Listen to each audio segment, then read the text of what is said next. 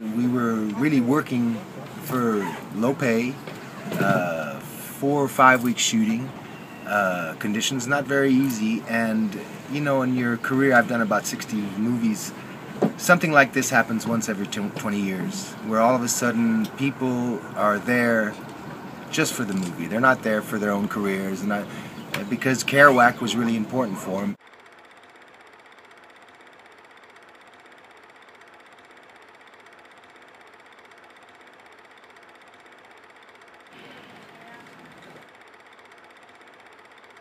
Big Sur, scene 1, take 1, on 1.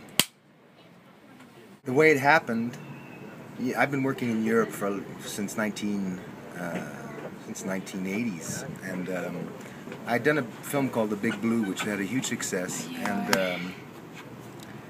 and the strange thing that happened though, I was playing a French hero, and my name is Jean-Marc, and so after the success of the film, I'm from California, I'm from San Diego, and it was very kind of frustrating just to be getting offered French roles, and so I followed my heart instead of staying in Hollywood and came to Europe and stayed in Europe, started working with Lars von Trier, started making my own movies in a really kind of independent tradition, and through a strange series of events, I'd met a lovely lady in Los Angeles who happened to be at a projection of a film where the producer, she'd met a producer, the producer's name is Orion Williams, who had produced Control, and another great film, I can never remember the title. It was a film about a vampire with John Malkovich and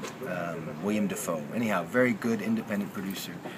And she met this guy and was asking what he was doing at the time period. And he said, "Oh, we've got this great script. We can't decide on a Kerouac." And what was funny is I was just with this girl a couple months before. She was reading Big Sur, and she told me, "Oh, you know, you're a lot like Kerouac, the way you live your life." And it's funny how she said, "Did you think of Jean-Marc Barr?"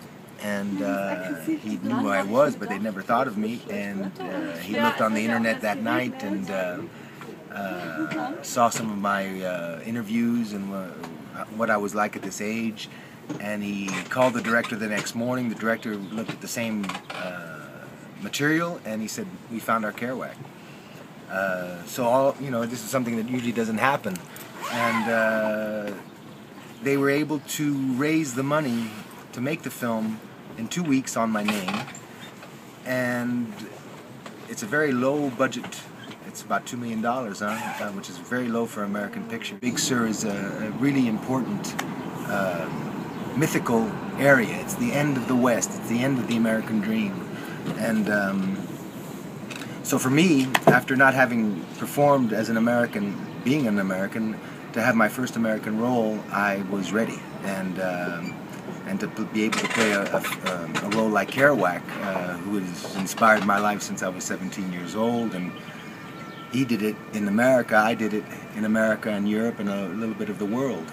The film is, for me, a really beautiful film because it puts ahead of everything the language of Kerouac. It really is a film about American literature, and today, in this age where really we're in an age of just industry, where we're selling hype and gimmicks, it really is reassuring when you can do a project like Big Sur and see the reactions of the audience and see that they also demand a little bit of an intellectual stimulation and spiritual stimulation, and not just entertainment.